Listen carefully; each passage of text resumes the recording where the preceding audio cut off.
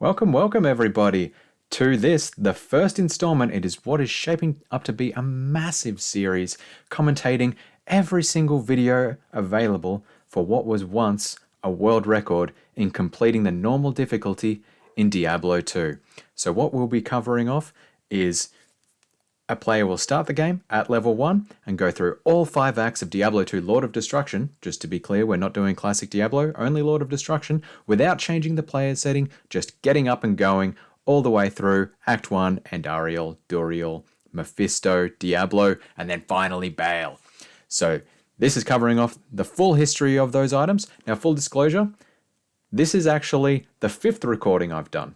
So I've already recorded the next 4 records. I'm actually going back in time after discussing a little bit with Lav around what was the actual first official record that we can see for a real-time attack run. So we won't be going through those old segmented runs that you can stumble across if you look at Speed Demo's archive. We'll just be going through the recorded runs for real-time attack categories. So if we look here, I've crafted up this handy document covering off every single one of the records that we can see that were the fastest to kill normal Baal. So we can see here we're starting off 151 with LaVsr on the Assassin. Now over time it actually progresses to be the Sorceress, but for right now we'll be covering off on the Assassin. So as over time we can see going down, you can see here in the series we have multiple inputs by Teo. We'll be skipping over these mid inputs by Teo. We're only interested in the first and last runs just to get a pure understanding of where the strategies changed, what were the big differences here, and stepping you through in how best to navigate the overall game of Diablo 2 as well. So for those of you interested, now to clarify as well, I've done a lot of research recently on the full history of Diablo 2 speedrunning. As I've made mention of, I'm fully across the old segmented runs that are available. This is only looking at runs where there are videos available. So I know Slimo had some records in there, but he unfortunately took them down when he temporarily quit the speedrunning community for Diablo. As to this first ever record, I went through the full history that I could find on Speedruns Live, on speedrun.com, as well as on Speed Demo's archive, and as far as I can tell, the first ever run that is defined as purely just about killing Baal in a real-time attack fashion is this race here between Lav and Darkened Spirit, where Lav completed the run in 2 hours, 28 minutes. Now, there isn't actually video proof of this, unfortunately. It seemed to be just a live event, but 1 week later, Lav came through with this recorded item that is still available on his Twitch. So join me now. Stay a while and listen as we work through this first installment of Diablo 2 World Record History. So let me just unmute that. Perfect. And here we go, kicking into the Assassin. You can see here, he's actually framed it up as single segmented. Where's my thing? Up there. So I will be marking up on the screen, by the way, giving you some map tips, etc. So single segmented. This seems to be benchmarked off another installment, another run that he's done in between, in that week between that race, where he got 2.5 hours. So he's really looking to get this down. Unfortunately, can't find any video history of those. It's a shame. So comes out here into the cold plains, picks up a quilted armor that's got a socket in it, a little bit of gold, but no, just tosses it on the ground. He's just killing enemies left, right, and center, trying to get up to the key skills for the Assassin to help him kill. Now, why go Assassin instead of the Sorceress for this first speedrun? Well, if you go through the history of segmented, there's actually a lot of back and forth between Assassin and Sorceress. Who's better? Who's worse? Who knows? Now, the big advantages for the Sorceress are obviously getting teleport as well as static, but for the Assassin, she gets burst of speed at level 6, which increases her run walk speed massively, and that's a benefit throughout the entire run, whereas the Sorceress only gets teleport at level 18, and generally you're finishing these runs at level 20. So that's why you go with the Assassin. It's an easier run. It's actually the most run category currently on speedrun.com, so very popular character even to this day.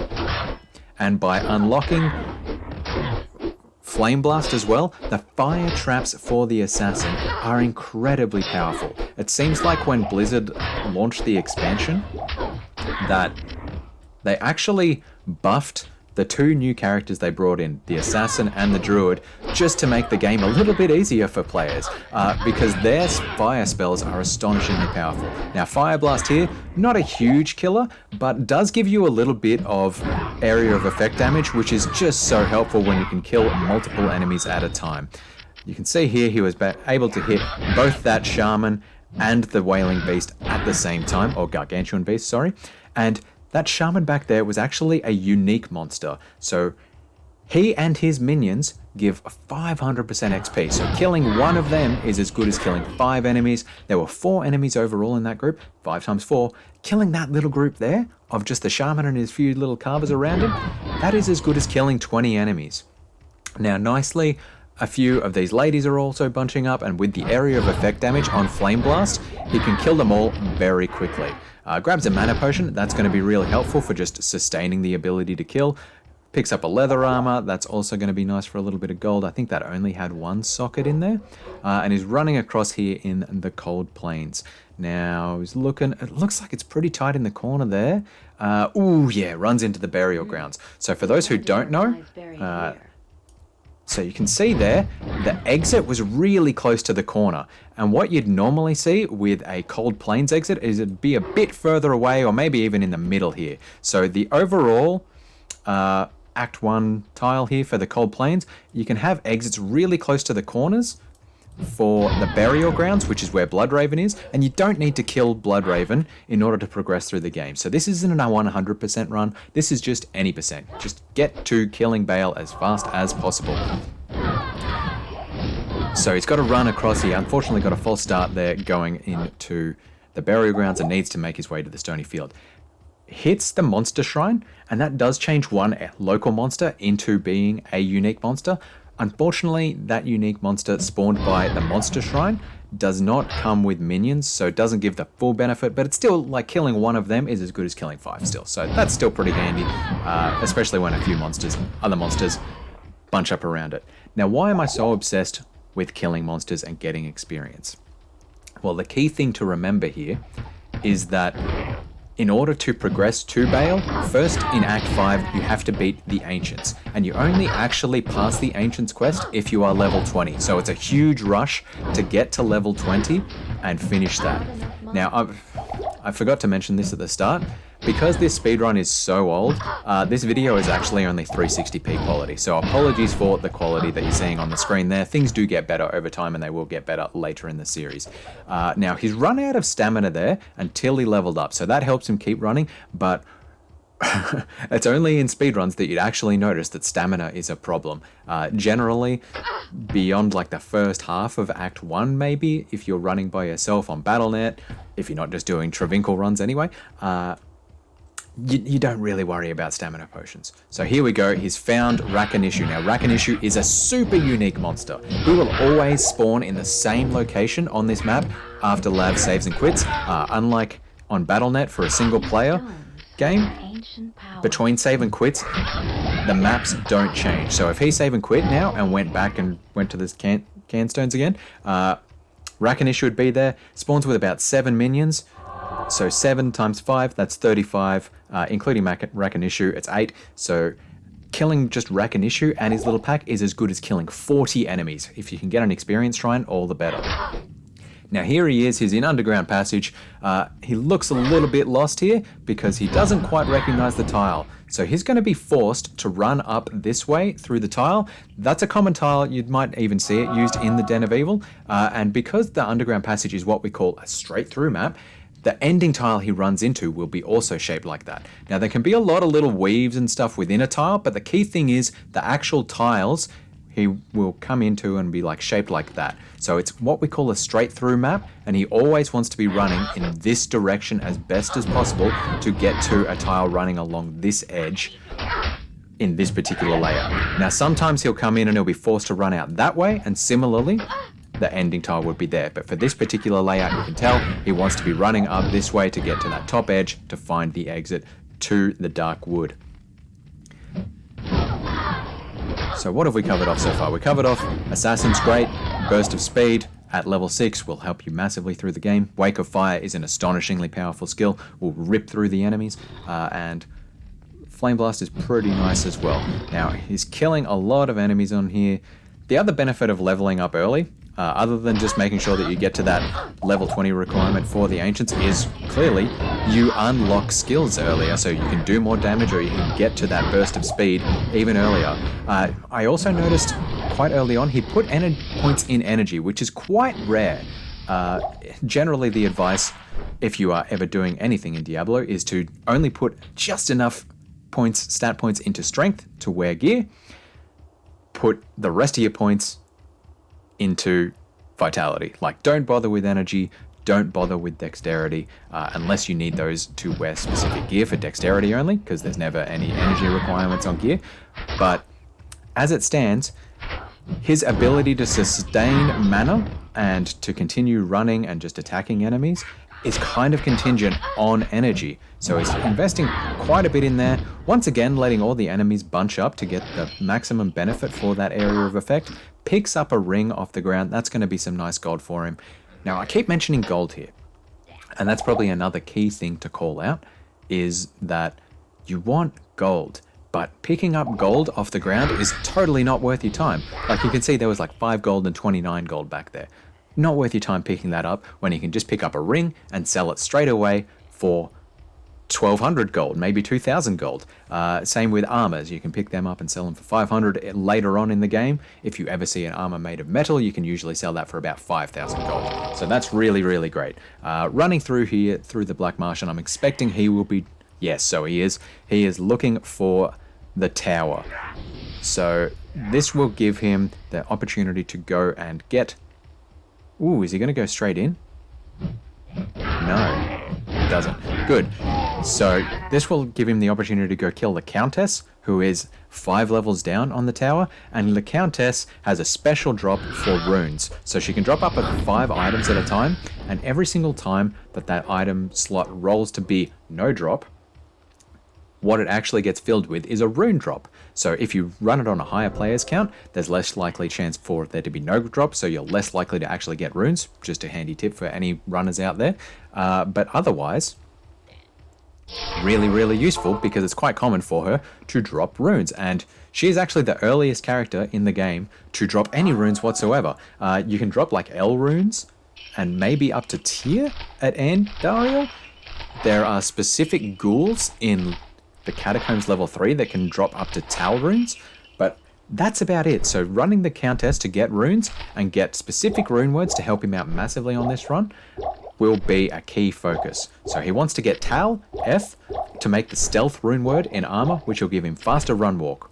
He also wants to make Tyr and Ral into a leaf rune word for a short staff, and leaf gives +3 to fire skills. So +3 to fire skills counts on any character. It's not only limited to the sorceress, so the druid gets a benefit for Fissure and Firestorm. The assassin gets a benefit for Fire Blast and Wake of Fire. The necromancer gets a benefit for Corpse Explosion. The paladin gets a benefit for Holy Fire. Like, it's just +3 to fire skills. It's really, really helpful. So by getting those 2 rune words, he will get a massive, massive advantage.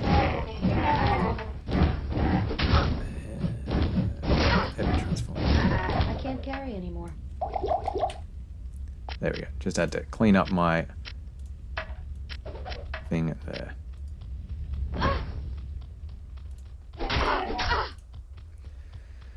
So coming through the tower, he's leveling up. He's just what is he, level 5, something like that. Hasn't quite got burst of speed yet. We'll be keen to get that as soon as possible. The other benefit in the tower here is that just about every single level in the tower has a boss pack in it. It's incredibly rare for it not to have a boss pack. So a boss pack, what I mean is, as I was mentioning earlier, unique monsters. Monsters with a name, we call boss packs.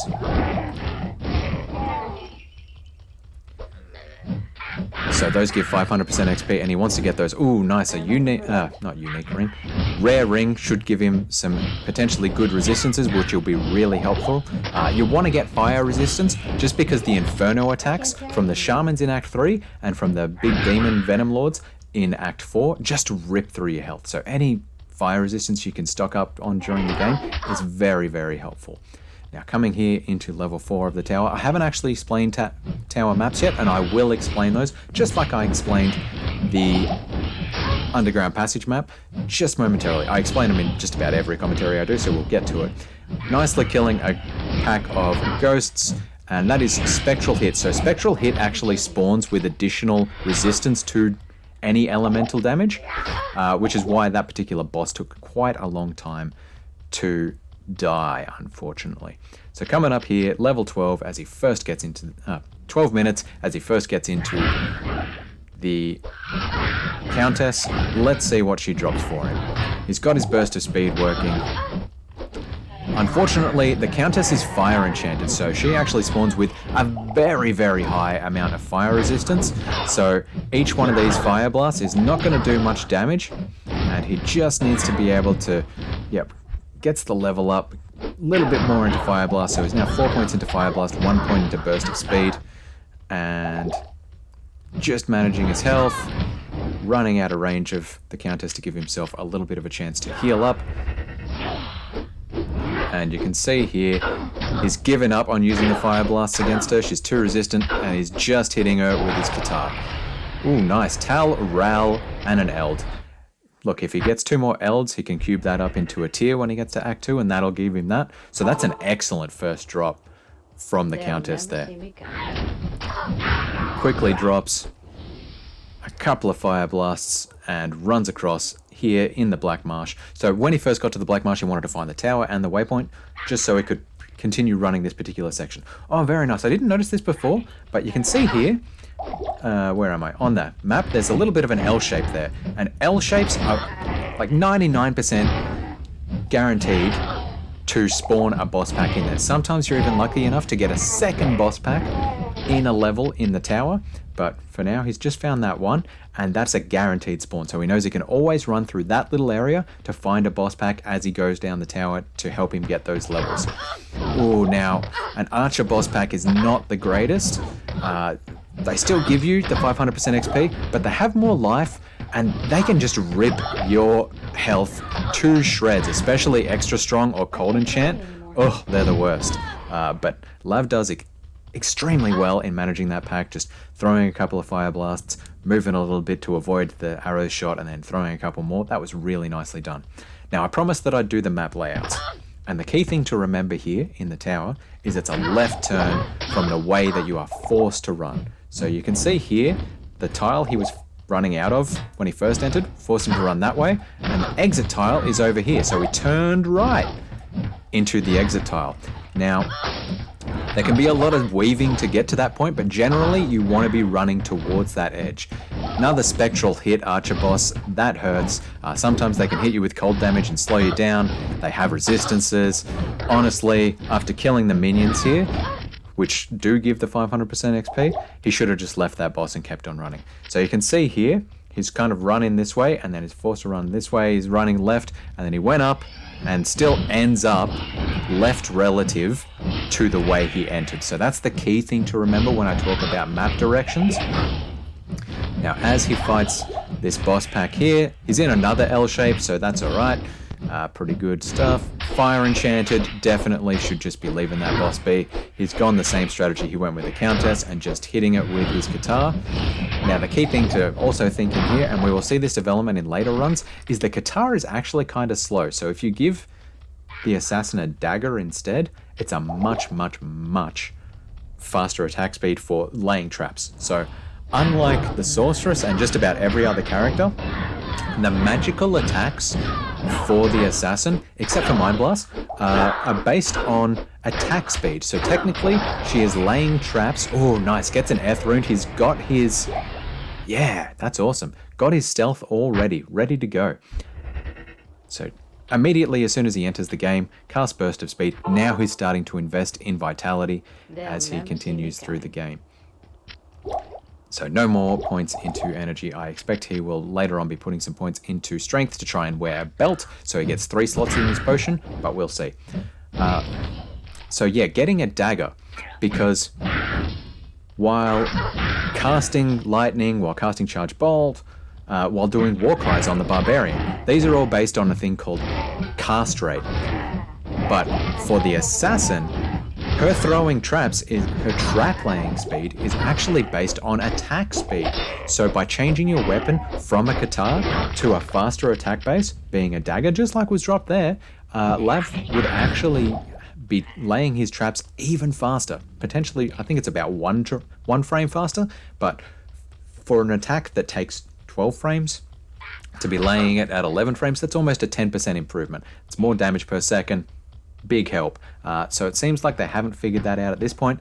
As you will have noticed, every single one of these, it's a left turn, runs into the ghost boss pack. What have we got here? Extra strong. Yep, that's pretty handy. And he's doing really well keeping on top of recasting that burst of speed. So I gotta say, great stuff there, even in these early days. So yep, coming through, he'll get to that L shape before he binds the boss pack. It's another ghost boss pack. Ghosts actually give pretty decent XP, so that's alright, all things considered. The Devilkins give pretty garbage XP, but they die really, really fast. So getting Devilkins versus getting ghosts, it's kind of like how do I want to play it? There you go. He's got a second boss pack here on level 5, so he hasn't been really looking for that, but just kind of stumbled across it now, which is very handy. The other thing to note here is every one of those boss packs he kills, the boss drops 4 potions. So he wants to be picking those potions up because that means he doesn't have to go to a Kara to buy mana potions. So yep, just getting back to the melee attacks on the Countess. Nicely putting her into hit recovery at the very least. Nef. Okay. And just leaves the ruby on the ground. Now, normally I'd say you'd want to pick up that ruby simply because you could put that in a socketed helm and give yourself more life later on. What are you doing, man? So just doing some inventory optimization, I guess. So he's got his... He's just moving runes across, I guess. Hello. I think he wants to keep Tal and Eth in his inventory because he's going to... Oh, nice. Hit recovery belt. That'll help him out. Wand, because that had plus to skills on it. Oh, poison resistance. That's going to help him out against Andariel as well. And he's in a pretty good position on gold already, so that's great. Yep. Ooh, he holds off. Comes to the Black Marsh. He was about to put the Tal rune into his armor because what you can do is do a thing called the stealth bug, and that gives you about a minute and a half or a few other conditional things of the game thinking you actually get the abilities from stealth, particularly faster run walk. So basically it'll give you the 25% faster run walk from stealth. I haven't explained that yet actually. For about 90 seconds before it realizes, oh, you don't actually get the magical benefits of this armor. Similarly, if you go through a waypoint, if you change areas to go like downstairs and reload a whole new area, that will reset the benefits. So it kind of made sense that he didn't pull the stealth bug at that point in time, even as much as he was about to. So yeah, I've explained why he wants Leaf, +3 to fire skills. It's amazing. And he wants it in a short staff because short staffs have a faster attack speed. So as I explained before with the dagger, assassin's casting or trap laying is based on attack speed. But why does he want stealth? Well, stealth is just the most GG starter item in the game. Oh, goes back and picks up an amulet. Yeah, if he wants to manage his gold, it's probably not a bad idea. Because stealth gives 25% faster cast rate. Not a big deal on the assassin, but a huge deal on other classes like the sorceress especially. But for the assassin, 25% faster hit recovery. So every time you get hit and it takes over, I think it's 1/8 of your health, the game basically rolls a dice to figure out whether it should send you into a stunned animation to go, ugh, And by getting faster hit recovery, it means it shortens the length of that animation, and you're going to be, not stun locked, less likely to be dying if there's a whole mob around you. So faster hit recovery, incredibly helpful, especially against bosses. There you go, I guess the second Elder Rune.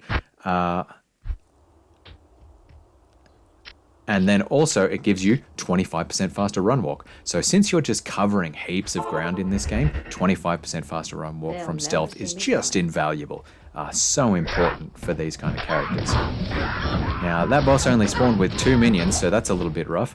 Now when I keep saying minions as well, you can actually tell whether a boss has minions by hovering over them, and it'll have the little word, instead of like demon or undead, it'll have undead minion. See here, the blood clans say demon minion, and those are the ones that will give you 500% XP. Now, key thing to note, some of the unique monsters spawn with aura enchanted, and then their minions won't actually have that minion word underneath it. It's just a weird bug, but just something to keep in mind, just to cover all the exceptions. And Lav has just clicked off the program. Who knows what was going on there? Oh, gets cursed, that's rough. So he hasn't really found any experience shrines or skill shrines yet, and that'd really help him out. So experience shrines give you another 50% experience bonus, and if you're killing boss packs, that's really helpful. And skill shrines give you +2 to skills.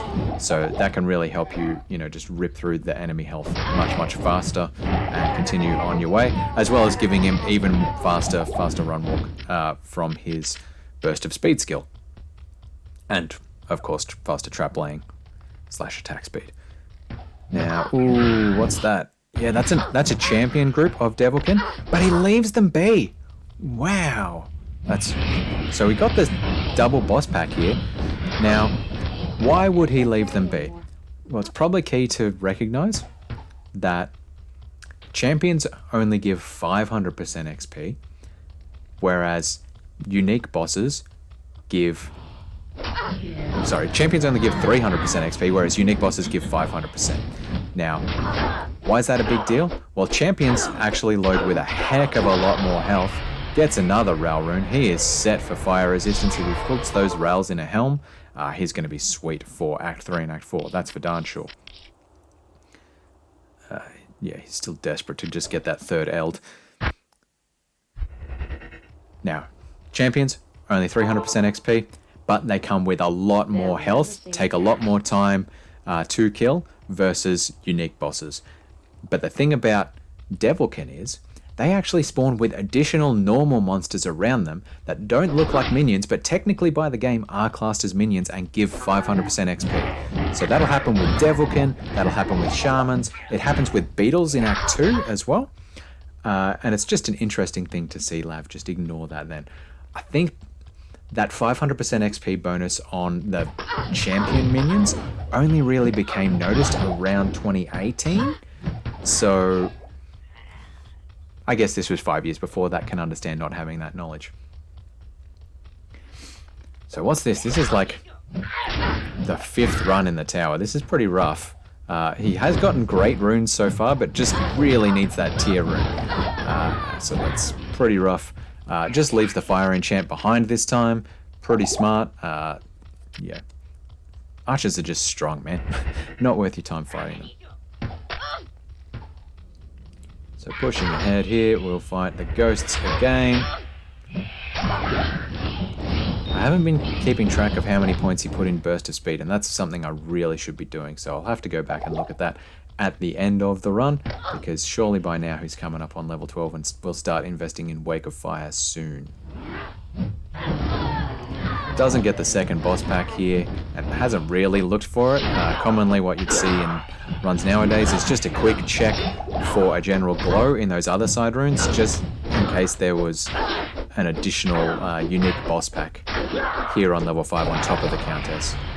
Gets that eld he really needed. That's going to be worth his time. Grabs the towel, and will probably sell those extra runes for gold later on. Still has not got a Tome of Identify. Fascinating. Yes. Now he needs to buy a staff. Poison length, that'll help him on And Dariel needs to buy a staff with 2 sockets in order to put Tira in. So we'll keep an eye on that. Slowly buying potions one at a time, seemingly right-clicking them to buy them. It's much faster to just tap left-click. And now he does the stealth bug since he's got to be just running through open plains. Smart. Ignores the Devilkins back there. Probably thinks he's too high a level to really benefit. And pushes on to the Tamo Highlands. Now, as far as map layouts go, Tamo Highlands always exits that way, so he always knows exactly where to go with Tamo. Because while there are 3 layouts to the inner cloister, the way that you actually run, not the inner cloister, the outer cloister, the way that you run into them is always the same. I'm very interested that it is running straight across here rather than going up. What are you doing, man? Are you just like looking for shrines or something? That was weird. That was really weird. Really going off-piste there. Such corruption in this place. Okay, so coming up into the outer cloister, let's see what map layout he's got here. There's 3 different layouts. He's got the cross in the middle with that, so it'll be a straight through map, I believe. So he's going to go straight up. And that will be the barracks. Now there are 2 other ways to go, and those would both be dead ends. Quickly finds a Devilkin pack. Unfortunately gets cursed, so that's going to be real risky for him. But nicely grips up the monster. Is he going to waste his time? Yes, he wastes his time killing Blightshard. Now he gets to level 12 and puts in Wake of Fire. This is just going to rip through those enemies.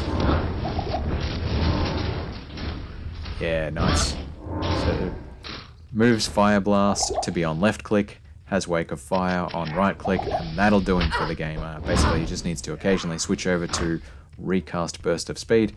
Assassin, very simple, straightforward character to play. You only need those 3 skills, Burst of Speed, Fire Blast, and Wake of Fire, and you can just rip through it. Comes across the Smith and just leaves him be, not going to bother picking up the Malice. These days you probably would, in hopes of getting, imbuing some boots or something for faster run walk, but anyway. And gets to the jail. Now the jail is another map that has defined layouts. So it is a straight through map. He's been forced to run that way and will run into the exit right here as a straight across. So entered, exit. Now this one, level 2, he is having an entry this way. So it'll be an exit with a cap off that way. Now we did just check this wall here. That one there. Because it could have been a wraparound map. So 3 rights actually would give him with that correct ending tile. And that's a thing you just need to watch out for. This is very clever map reading there by Lav. I think he knows his stuff about maps, that's for darn sure. Apologies for my dog barking in the background. That is prone to happen throughout every single one of these commentaries. So just really hugging that left wall on this side over here. Kills another boss pack. That'll help him out. Every level helps. Might be, I don't think he's over leveled at this point. So just pushing ahead, getting what experience he had. Now, the jail level 3, unlike levels 1 and 2, is a left turn map. So he's coming this way and it'll be an exit that way. So that's why he's going to be hugging this wall up here, because it's all about relative to the way you are forced to run out of a tile that you will run into the exit tile. Yep, hugs that wall, goes up here. He should be coming to the exit pretty soon. Yep, coming off this 4-way tile. There we go, there's the exit. So gets the inner cloister, grabs the waypoint just for safety. I was thinking he might go back to town then to grab some potions. Sees a boss pack there. I think there's actually a boss pack of archers back in the inner cloister as well, so he's skipped them. And continues running on, leaves the chipped gems behind. Once again, he's probably going to get I'm interested to see, actually. Will he get a socketed cap and put those spare rail runes he has in there? Who knows? Now, Catacombs level 1.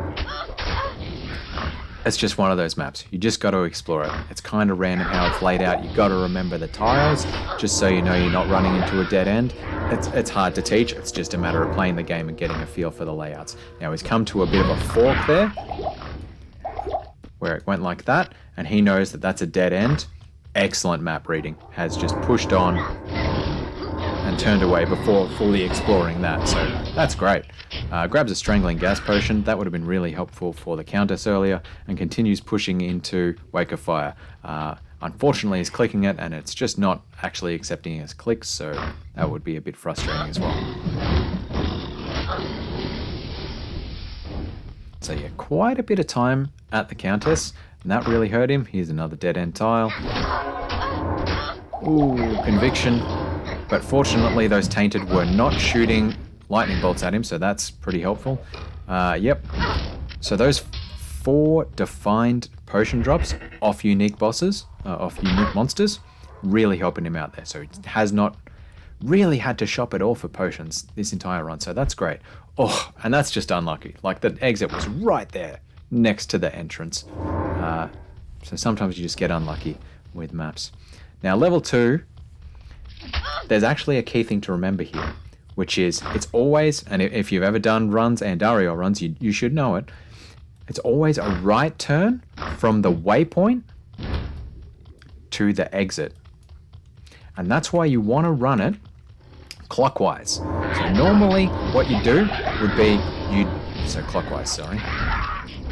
Normally you drop a town portal as soon as you come in and start running clockwise. If you come across the waypoint, you can go back to your town portal. So say you get, you come across here and you find the waypoint out here.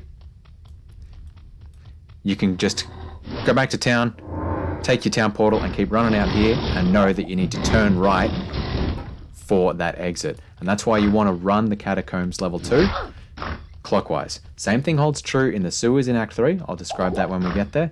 And in Weldstone Keep level 2 in Act 5.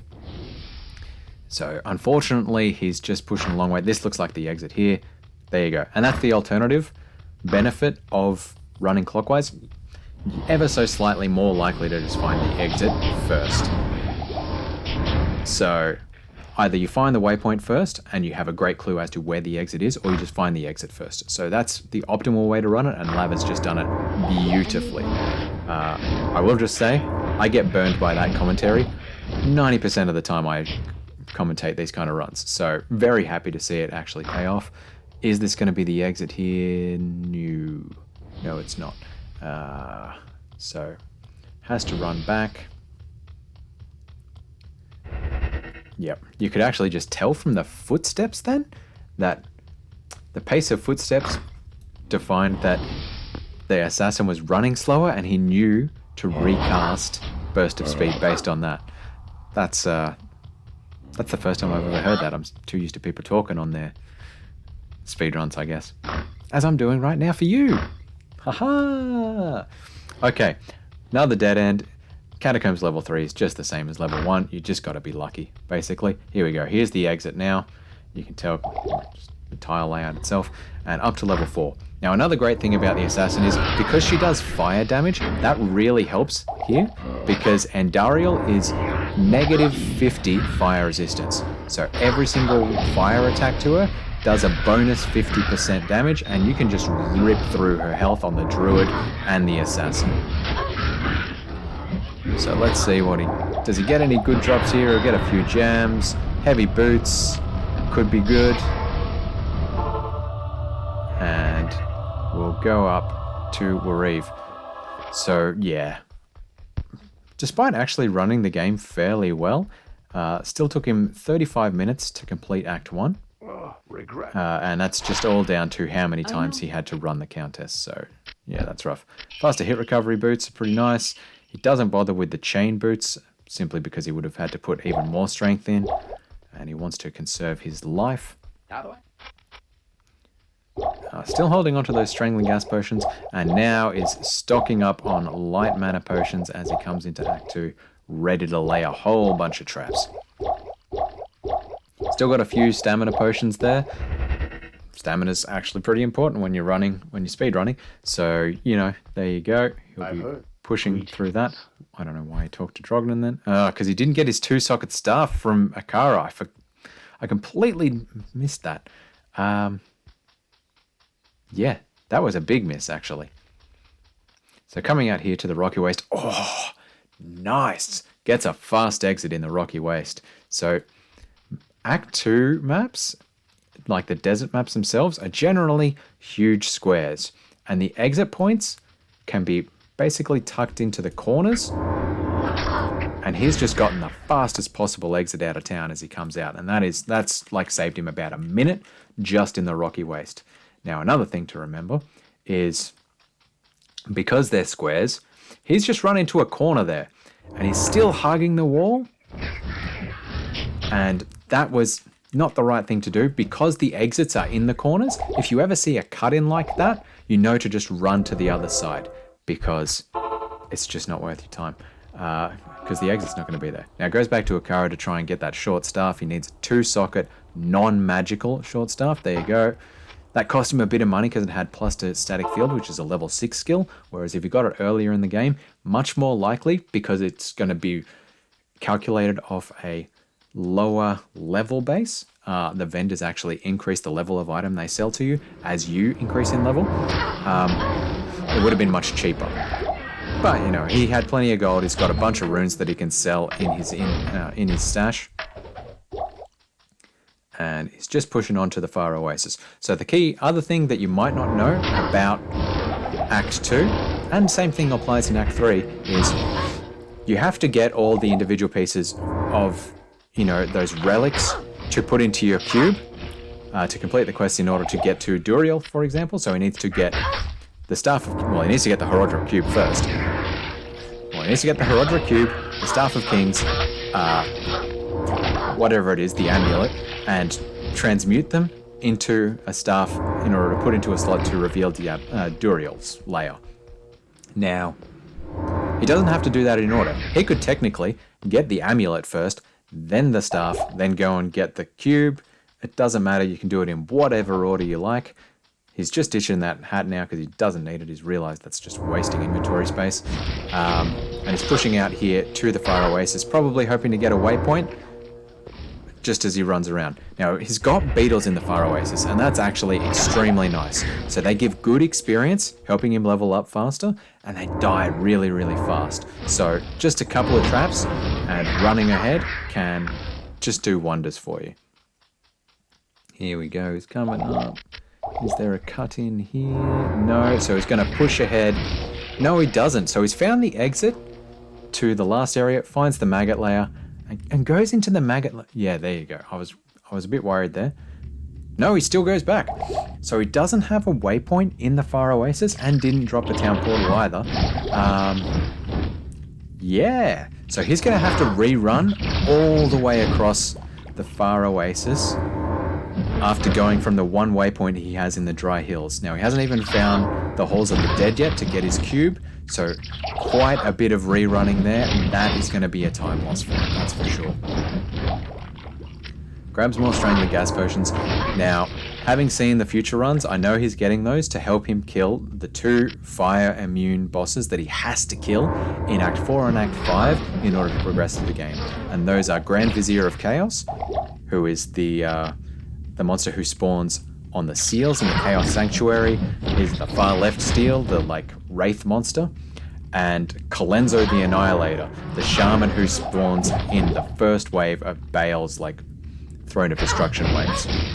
So he'll be using those Strangling Gas Potions to try and hurt them because his fire attacks do 0 damage, right? So he'll be using a Mercenary and those Strangling Gas Potions to try and kill them. Now, he's a bit worried by his health here. Yep, so in the Maggot layer, nice. He is using his skills really, really well, actually. Using Fire Blast, because Wake of Fire doesn't actually do very well at all here in the Maggot layer. It's too narrow for those big waves to get through and effectively hurt enemies. as you can see there. They're barely appearing at the screen at all, so he's just casting a couple of them when there's open space, and otherwise switching straight to Fire Blast. So very smart play. Okay, so we're in the maggot layer, and I've forgotten to do the map layout talk. So you can see here, that's the entrance tile, and it's always a right turn on levels 1 and 2. So while I've talked about left turns and straight throughs, maggot layer is the first place you will see a right turn. One of the only places, in fact, in the game. So levels 1 and 2 are right turns. So as we weave through here, what he'll be looking for is an exit tile shaped like that. So he's come across and he's found one there. That's not going to help him. This might be one of those kind of wraparounds, or it might go up and around and down. Who will know? Similarly, in the previous level, he was forced to run out this way and came that way to get to the exit. So just pushing through maggot layer level 2, nicely timed level up. That helps him get the bit of health he needed. And be continuing to push up, maintain that burst of speed, and yeah, beautiful, beautiful enemy management. Now this is a very long level 2, so that's kind of rough. And his level 1 was kind of rough as well, actually, quite long. So he's going to be spending a lot of time just running here. So, yep.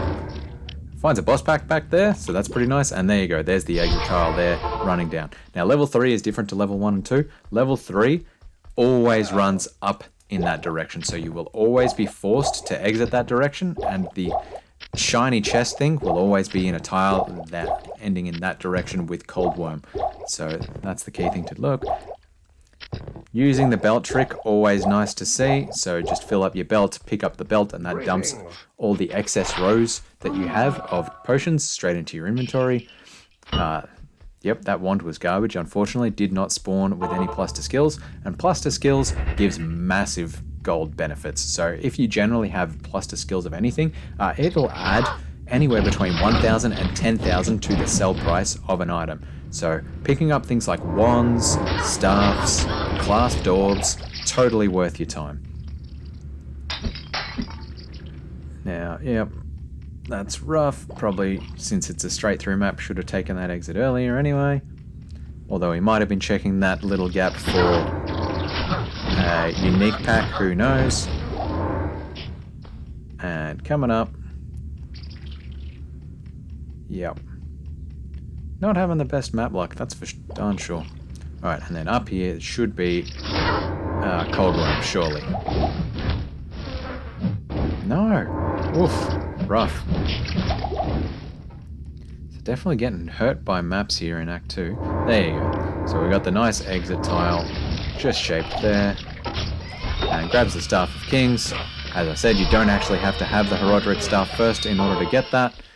And unfortunately kills Cold Worm, It is an honor to serve. resulting in him getting that chill effect and running even slower. And now he has to go back to the dry hills to cover all that ground again. Now what really surprises me on this is he didn't save an exit, he just did it through a town portal. And maybe that's like a facet with the single segment run, he just wants to make sure he's save and quitting as infrequently as possible. But if he save and quit and then reloaded the game, then he would have had the chance for all the monsters that he previously killed to respawn on the map, and he could have new boss packs, or unique packs rather, which would give him that 500% XP bonus and allow him to level up a lot faster. Now he's kind of full exploring the dry hills here, desperately trying to find, what is it, the Halls of the Dead. He's really running close to the walls, which is not ideal. Like, see how he's really hugging the walls? Similar to what I said in Act 1, if you run slightly off the path, you can still see the edge, but you expose more of the other bits of the map to yourself. So would be more likely to find the Halls of the Dead if you ran a little bit away from the walls, just like he's doing now. So what he's doing now is pretty ideal. Still hasn't found it. Could it be somewhere in the middle there? It's not going to be tucked in that little space. Grabs a skill shrine, that's going to help. There you go, casts his burst of speed and he's running even faster now. I think that should give him about a 6% speed boost by getting those extra +2 to skills in there. Yep, smart. Just check the middle of the map, man. Alright, hasn't found it yet. Not having a good time. It's just scanning the map for where are the gaps? Where haven't I been yet? And where is this Halls of the Dead likely to be? There you go. Bang. Right on there.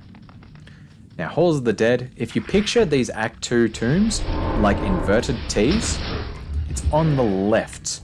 So the exit tile will always be like that. Regardless, you know, if the T was laid out like that, it would be left. But what he is going to be doing here, sorry about that, is going to be running for that exit tile shaped like that. Now, exactly as I described, this particular map is laid out like that, and the exit tile is going to be there.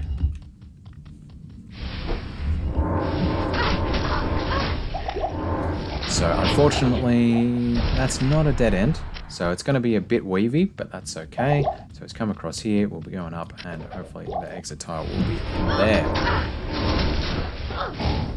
Just continuing to run through.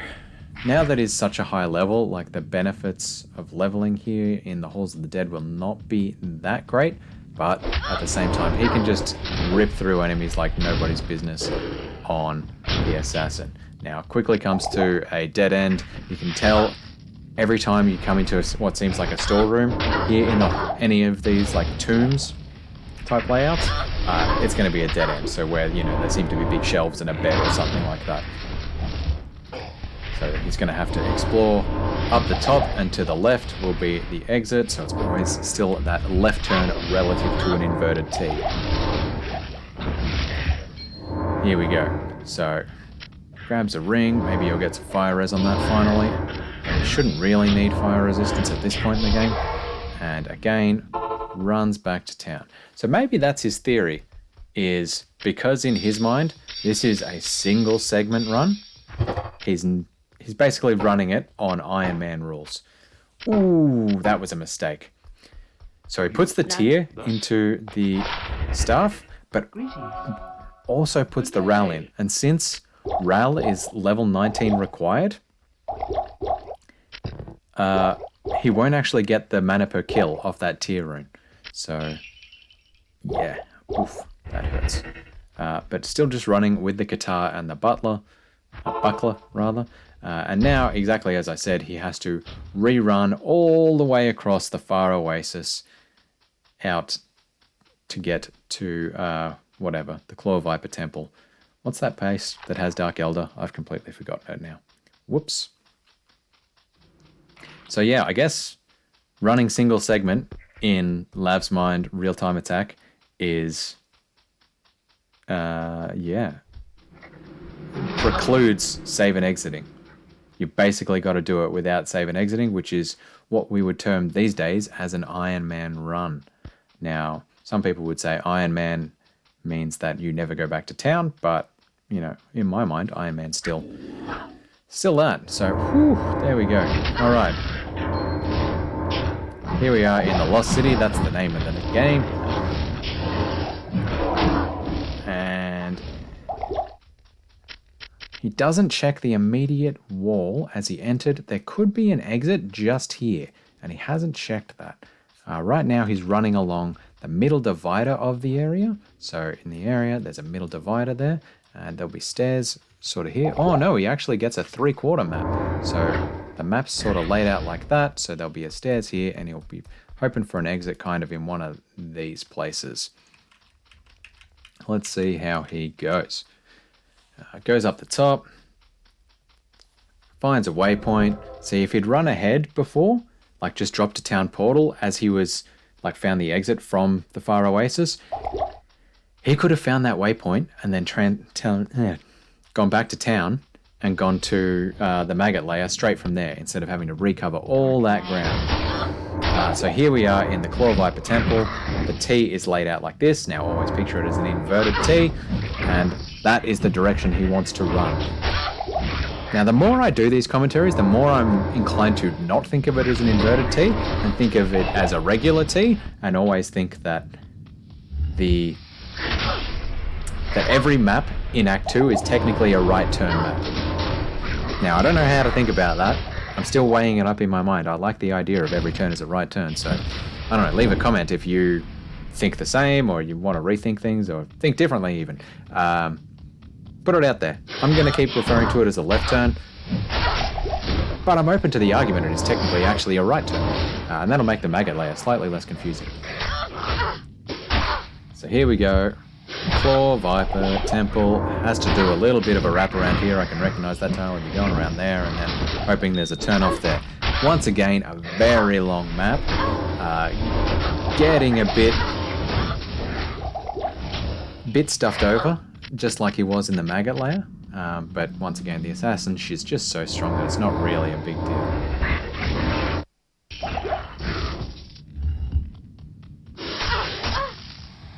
Okay, here we go. Here's the exit tile right now. We'll go and kill Fangskin. Now, Fangskin is a super unique monster, so he's always guaranteed to spawn here, just like Rakinishu's guaranteed. And super unique monsters drop 2 items rather than just 1 plus the 4 potions. So, doesn't get lucky and drop anything particularly awesome there, but, you know, whatever. There you go, and back to town. Serpents. I expected worse.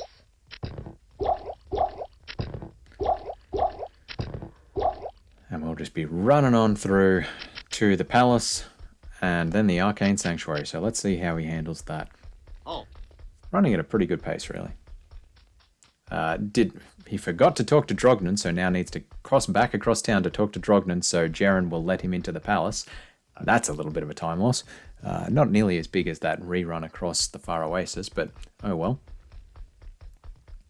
And here we go. He'll be able to get into the palace now. You don't actually need to talk to Jaren, man. Alright, cool. And goes the bottom exit here, so he will be running down along this wall the entire time. And just has to weave a little bit to get through it. What's he going to find in here? I've neglected to keep track of what level he is. And it's actually extra hard to do because he's got that overlay where he's keeping track of his time before, like whenever he puts up his level screen here, so it's hard to tell. I'm thinking he's going okay. I'm going to guess he's around level 15 right now, maybe level 16. But with an Iron Man run, it's very hard to get your levels, so I'm going to suspect he's only level 15 right now. Just keeping on recasting that burst of speed, very important. Now there's another super unique monster here, there you go, it's Fire Eye, always spawns with 3 minions. Is Fire enchanted though, so probably not worth his time trying to kill him specifically. There you go, just kills the minions and moves on. Perfect. Now here we are, the Arcane Sanctuary. Oh, and he runs the perfect way this time as well. So the Arcane Sanctuary, complete 25% chance on every single direction. And with the Assassin, you want to run this way. So it reorients every time, but there's still no guarantee of which particular way the exit is. People have done the analyses. If you're interested yourself, go to Mr. Llama SC's Discord channel and check out the map homework channel there. People have run thousands of simulations on this. It's just a 25% chance. Every way, you can't predict it. But what you can do is optimize the direction you run to make it easy for yourself. And this particular way, with these kind of like straightaways and then big blocks, and then straightaway again, that is the optimal way to first run with the Assassin, just because it is where her spells are most effective. Because in other directions, there are lots of stairs, and unfortunately, casting traps on stairs is generally pretty useless. It just doesn't actually trigger effectively and makes it very hard to kill enemies. Now, unfortunately, doesn't get a first way here and just gets to a dead end, has to go back to town. Does choose to kill all the monsters at the end of the area for a bit of extra experience, I guess. And is pushing back on. Greetings. Just sells these items unidentified. Oof, that's a bit of a gold cost. And he didn't pick up the chainmail armor earlier either, which was interesting. So there was a chainmail dropped in front of him back in the Arcane Sanctuary. If you pick those up, they are worth a lot of gold. Like any armor that seems to be made of metal is worth your time picking up. Now that I think of it, actually, having commentated a few other runs, I don't know if Lav specifically chose that direction to go because it was the optimal way for like the straightaways, exactly as I talked about. Because I did notice in the next few runs, what we see is runners always going top left first and then working their way around clockwise. So that was a top left way. Maybe he wasn't actually doing it for the optimal like ease of running. Maybe he was just doing it because back in those days they might have thought that there was a bias for it to be more likely to be at the top left instead of other directions. I've definitely seen a lot of memes in speedrunners chats over the years of it's always top left, but you know, not true at all. It's only top left 21.01% of the time or something like that. So as you can see here, with the stairs, his Wake of Fires kind of get blocked by the stairs and don't cast efficiently. Luckily, the enemy density isn't that high, so he's been able to navigate around that pretty quickly, and nice. Gets the second wave. So you can see with the little cut in here, as soon as he could see that, it was the way with the summoner out to the, whatever it is, the Canyon of the Magi. Your decoy is dead. So only a second wave, that's pretty good. Doesn't bother grabbing the waypoint, that's interesting to me. Just stops for a minute to think about maybe something off screen. No, he'd just forgotten what the layouts were for all the different maps, for the different tombs rather. So he looked at his quest log there, and that showed him the symbol that he needed to get into the tombs, and he knew that it was on the right-hand side, but just didn't quite write into the perfect one. So the triangle is the simplest one that is on the right-hand side. All the rest of the simple shapes are on the left-hand side. Just a simple way of remembering it. And the sun is right at midday. Gets beetles in his tomb, so that's going to really help him get some levels. Hopefully some of those were boss packs. You just have to be careful with the lightning enchant. Charge bolts, obviously. But as I mentioned earlier, beetles have low life but give great experience, so getting them in your tomb is really, really helpful for leveling up. Now continuing to just run through, drops a few traps, runs. Now this is, once again, an inverted T left turn map, so he came in this way and is looking for the exit out here. Runs into a dead end, so it was a double cross this way, and that is always a dead end. That's unfortunate for him. Gets a bit blocked because those unravelers are resurrecting all the skeletons annoyingly, as they tend to do, but nicely weaves through there and doesn't get blocked at all. Ooh boy, this is intense. Now, I didn't actually see how he ran in. I was a bit distracted talking, so maybe he is reading this map layout wrong. I just can't tell. Maybe I had that upside down or something like that. Because this is, once again, he's getting really hurt by these Act 2, like, dungeon map layouts. Maggot Layer hurt him. Halls of the Dead were really long. Even Claw Viper Temple was quite long. Yeah, no, he got that completely wrong. So the map layout is like this, and he was exploring the right-hand side, whereas he should be exploring the left-hand side. So he has just gotten completely lost here in Talrash's tomb. That's a dead end. You can tell it's the inventory room. So, yeah, we'll just continue pushing back, and eventually he'll figure out that it is a left-turn map. Oh, you were doing so well with all your other map reading, Lav. What happened? Must have just been... yeah. Must have just not known all the tricks at this point.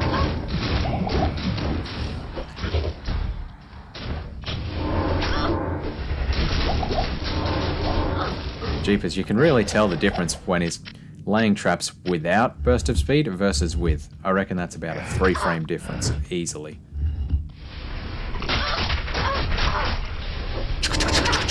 Oh.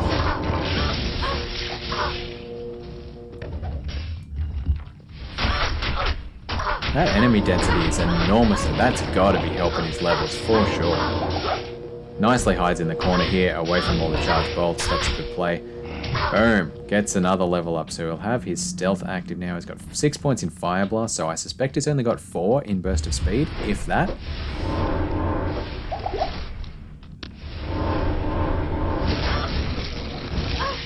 I wonder if he's actually intentionally running it the incorrect way because he wants to get those level ups. Like, he seems to be exploring every direction that isn't left. Now, that actually makes a degree of sense if you're doing an Iron Man run, because it's going to be hard for him to get experience later on. And with beetles in this tomb, just doing a full clear is actually pretty helpful on levels. So there you go, puts the stuff in. Will he go back to town? Yes, he does. So, we're going to stock up on potions before he goes and fights Duriel. It is an honor to serve you.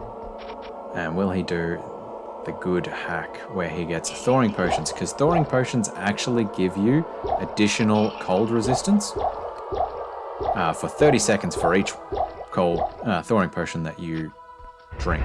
But no, he's run out of gold, so hasn't quite figured that out yet. He's going to use strangling gas potions on Duriel, maybe. I'm interested to see how that works. Love it. So just drops a couple of traps, runs around. Oh, that was close. That's the risk you run by putting those extra points in energy, man.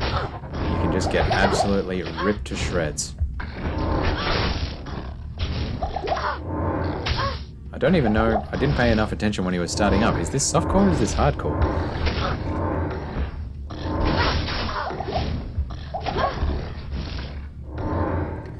So this is the other handy thing about the assassin, which they talk to in the descriptions of the segmented runs, is because she can just lay traps and then run away, the Duriel fight is a little safer. There you go, gets through it relatively unscathed. Just a couple of close calls there. We'll pick up the ruby for a bit more gold, and he's trying his best to pick up that Chris, and he's got it. So that'll give him some help with potions later on, that's for sure. Across to Tyrael, then across town, has to talk to Jaren in order to talk to Mashif to get to the next act. So, oh, nice. As early as this, they knew the like town portal trick across town. There you go. And always to the east. He travels. So, is he just going to sell these things unidentified? No, he doesn't. Smart. So just sells those items quickly. Sells the gems. And we'll be stocking up on potions as best he can. Now, it interests me that he hasn't gone for a belt. He's only got the 2-row light belt, and that is going to be slowing down his potion buying time, first of all. It probably isn't a big deal. We've seen that he's barely gone to town to stock up on potions at all, but it's still something to note. But it's definitely a thing that you see in almost every speedrun after this one, is that they get 25 strength so they can put on a full belt, like a belt that is literally just titled belt, because that gives you 3 rows of potions instead of just 2 like you get from a light belt or from a sash. So interesting that he hasn't gone for the belt strategy.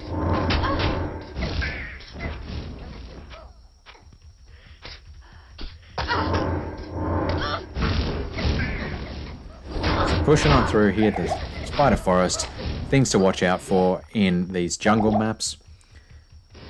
Now, I'll put a link in here. There's a great description by Mr. LaVsr as to how to read jungle maps. But as far as we're concerned in speedrunning, the luck that you want is each map of these areas, each one of these zones will have 3 little offshoot areas, being either the waypoint, the dungeon you want to explore, or just a nothing. And for a speedrun, you really want to luck in to finding the dungeon you want to explore first. You don't want to be wasting time running into a little side area only to find out it was a dead end, and then you have to like waste an extra 30 seconds running out of there again. Now maybe it's not a big deal for Lav in this case, since he's doing what's seemingly an Iron Man run and he wants to get all the experience he can, but generally you want to find the spider cavern first. And has he found it here, or is this the dead end? He has found it. So this is the spider cavern first. That's exactly what you want in a speedrun. Similar when he gets to the Flayer jungle, you want to find the Flayer dungeon first, not really the waypoint. Okay, he's running the wrong way in this one, I'm pretty confident. So there's like 5, maybe 4 layouts of Spider Cavern. And this particular one, he should just be hugging this wall down here because the chest will be here. So it seems like he thought that this was a wraparound one, which I think there's like 2 of those, and they can be a big time suck. But no, he just went and explored that. Unless, of course, because he's not giving any commentary on this, it may be that he was just farming the dungeon for a bit of experience to try and get that level 20 as well. Grabs an armor, that'll give him some nice gold if he chooses not to ditch it out of his inventory and actually sell it for once. Doesn't pick up the staff that was back there though. Like, that was a superior gnarled staff. Could have rolled plus to skills on it. Could have been worth up to 15 grand to sell it to Ormus, and would save him a lot of time farming gold, that's for darn sure.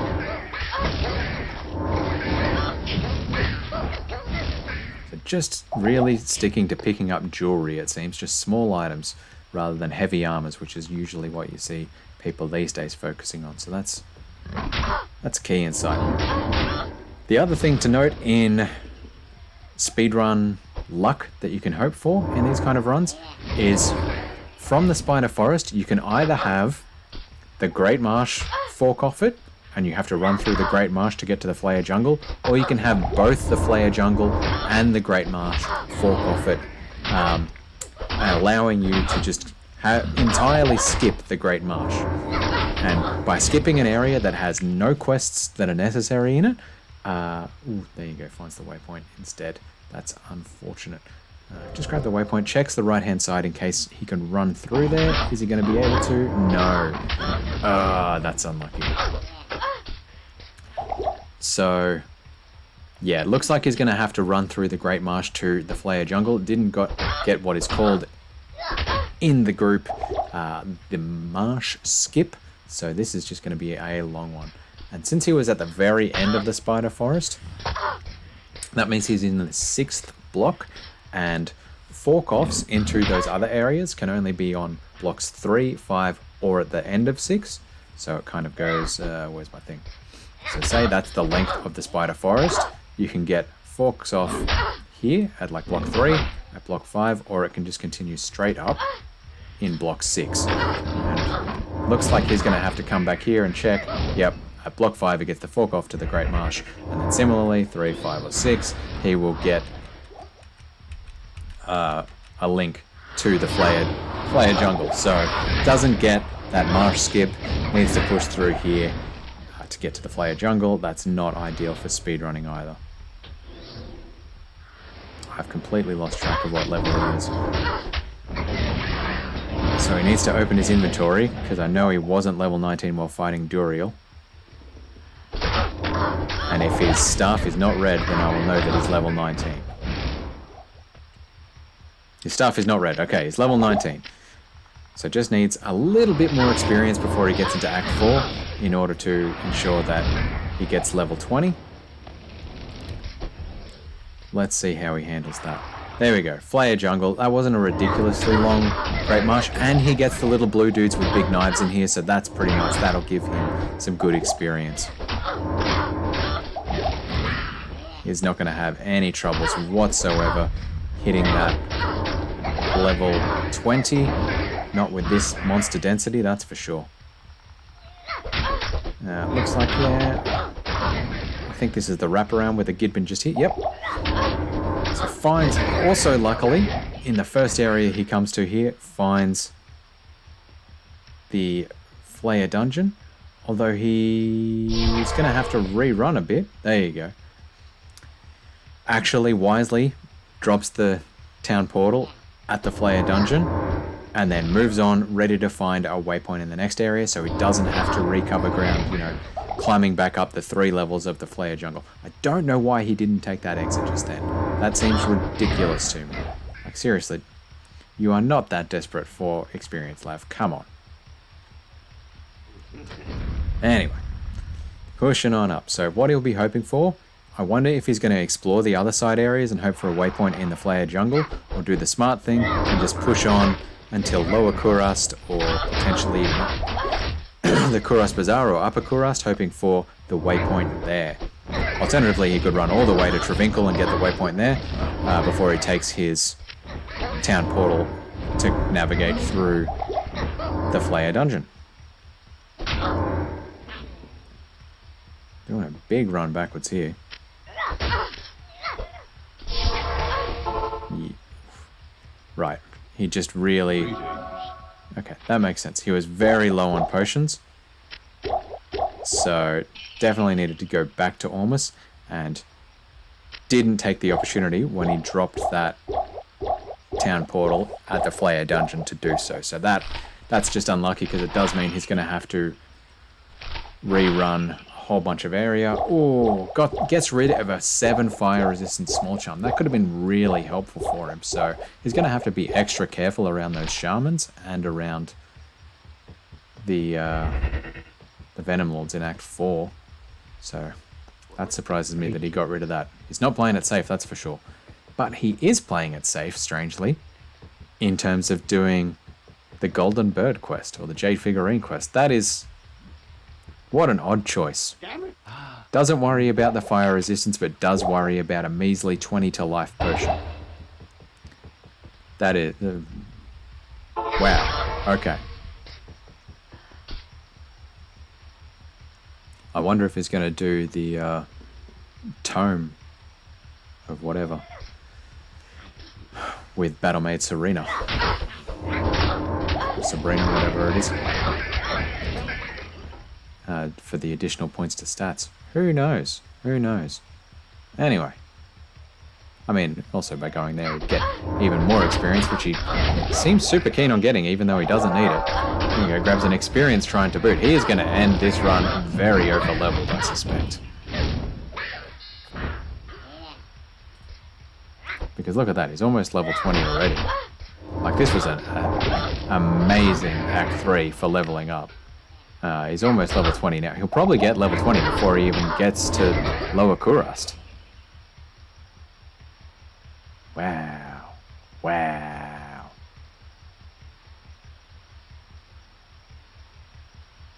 If he drops a couple here and kills these Spike Thorns, that should give him his level 20 right now. Oh, fails to kill him. If he killed one more, he would have gotten his level 20. There you go. Now he's finally stopped attacking monsters every second because he knows he's going to get the level 20 he needs. Right on, man. Right on. Doesn't get the waypoint in Lower Kurast. Alright. See how he goes in Kurast Bazaar. I know in his next run he actually makes a big mistake on how this goes. So, you know, check the next video for that. But is he going to get the waypoint? Finds the sewers. Doesn't worry about running into the sewers. Is desperately checking the map for the waypoint. Running a bit away from the edge, which is smart. And is not going to find the waypoint before getting to the next area. So he's going to go all the way to Upper Kurast. Is he going to find a waypoint here, or is he going to have to run back from Travinkel? Because that is the mistake that he makes in the next run. And if he's made it twice, that is astonishing to me. No, he doesn't make it twice. Okay. So he's made it to Upper Kurast, gets the waypoint there, and he'll just have to explore the sewers from Upper Kurast rather than running through them to get to Upper Kurast. So there you go. There you go. That wasn't too far. Like, he wasn't too far away from the Flare jungle in having to run back from his town portal. So not a huge time waste there, but a little bit. You know, probably about 30 seconds or so.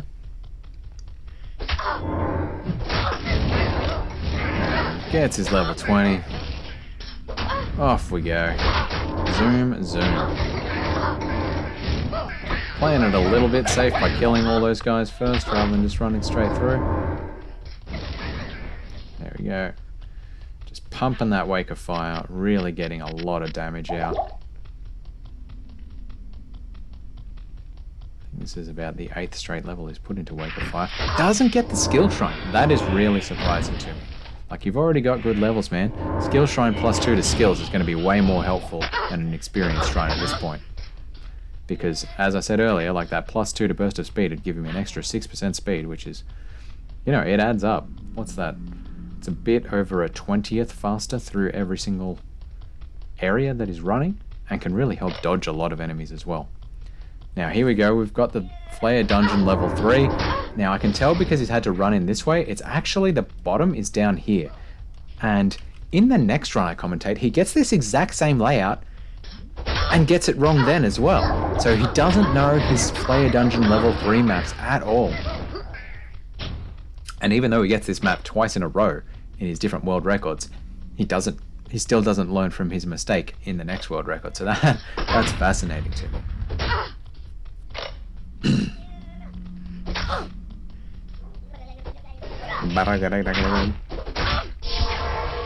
Leaves a breastplate on the ground, kills a few of those guys.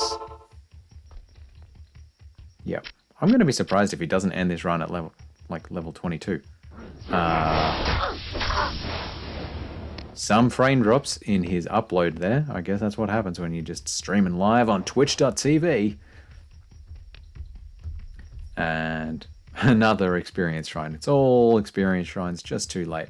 Has to run around and try and get to the sewers. I guess the advantage is, now that he's got the waypoint in Upper Kurast, when he gets to level 2, he can just drop a town portal and go back to that waypoint. So, not the hugest time waste, depending on how he plays it. Just really gambling on finding it in Upper Kurast, rather than, you know, if he didn't find it in Upper Kurast, he would have had to go to Travinkel and run all the way back there, as he does in the next one. Now, finds the sewers level 2 very quickly there. I will make mention of it. Similar to Catacombs level 2, in sewers level 1 you want to run it clockwise, because while there isn't a waypoint in sewers level 1, there is a golden chest, and it's a right turn from the golden chest. So similar to Catacombs level 2, if you run it clockwise, if you find the golden chest, GC, you know that back over here is likely to be level 2. Now, additionally, it could be on the inside because sewers maps can just be really nasty. But in this particular instance, by running clockwise, Lav managed to very quickly find level 2, and running it from the top as well, in fact. So that was things really worked out for Lav in this case.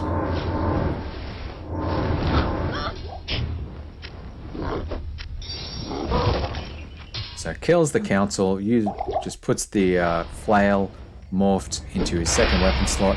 You will notice here that he didn't kill every single council member, and that is a thing that a lot of new players don't realize. You don't actually have to kill all the members of the council in order to progress to the next area. On Battle.net you do. Like, you can actually manually click through there, but in order to be able to take a town portal on Battle.net through to the Durance of Hate, you need to complete the kill all the council members quest. But for speedrunning purposes, for single player, that's not true. Now, Durance of Hate level 1 was a left turn map. Durance of Hate level 2 is a straight through map, so you can tell he's been forced to run this way. The exit tile will be shaped like that, and down here, if he took a left turn, would be the waypoint. But that was a very nice short level 2. Again, great maps for Lav in this case. So it's really making up for those challenges he had in Act 2. Wastes time killing Maffa Dragonhand though. I guess, you know, didn't want to accidentally lure him out, because those council members can heal Mephisto with their lightning attacks. And I forgot this about his next run actually. So he moat tricks Mephisto. That's interesting. You just do not see this in any other runners handling on Mephisto. No one moat tricks Mephisto anymore. They all just go fight him man on man and run away. But Lav has done the classic moat trip, lure him down, quickly run around the corner so Mephisto won't attack you, and you can just lay wake of fires and throw fire blasts at him. Honestly, this is actually working out pretty well for him. I'm genuinely surprised by how effective this is. Like, he didn't move around too much to avoid Wow, picks up the Paladin shield instead of the crown. That was a mistake for gold. That was for darn sure. Yeah, normally you'd be throwing fire blasts at Mephisto and he'd be dodging it, but that was perfect. So there you go. Yeah, if he picked up a crown, that would have given him way more gold than that Taj. Because a Taj is a Paladin-specific item, class-specific items, if they don't roll with plus to skills, I think they're marked down like 80% versus other classes, like similar items in their class. So not worth his time picking up that Taj. Should have picked up the crown instead. Alright, quick caster, burst of speed, coming out here in Act 4. Running pretty good. He'd be pretty happy with his time, 10 minutes ahead of his previous record. And here we go. So outer steps is a square like this. You can get an exit here, an exit here, or an exit here. He's quickly checked this side. Hasn't seen the exit, so he should be running down here and then there. Let's see how he handles it, if he knew how to lay that out, particularly in this case. No, he's just going to hug all the edges. Okay, so maybe that particular knowledge of the defined exit points on the outer steps weren't known yet in these very early days of speedrunning. That's interesting. Or weren't well understood in the community, I suppose, should say. Because I'm sure that, you know, anyone who happens to watch this who used to frequent the Amazon basin or something like that, they'd be like, oh yeah, we knew all about that. But, you know. As it turned out, he got the unluckiest third way exit from there into the Plains of Despair. Finds a portal shrine and opens it up. That's going to confuse him if he drops a town portal himself and has to go back to town later on. Really not bothering killing any monsters whatsoever. He's got his level 20. He's already half a level over-leveled. So should just be exploring. Nicely gets the first way exit to the City of the Damned though, so that's pretty handy for him. Saves a bit of time. Makes up for that third way in the first Plains area. And City of the Damned can just be a huge time sink. Like you'll see this in much later runs, even in the Sorcerer's category. Because the exit to the River of Flame can just appear anywhere internal to the map, you can spend a long time just running around or teleporting around the City of the Damned map trying to find that darn exit to get to the River of Flame. And it's quite a small map area on the tile as well. Yep, more dropped frames. That's irritating. Oof, that's really irritating. What is going on here? There we go. Now it's back again.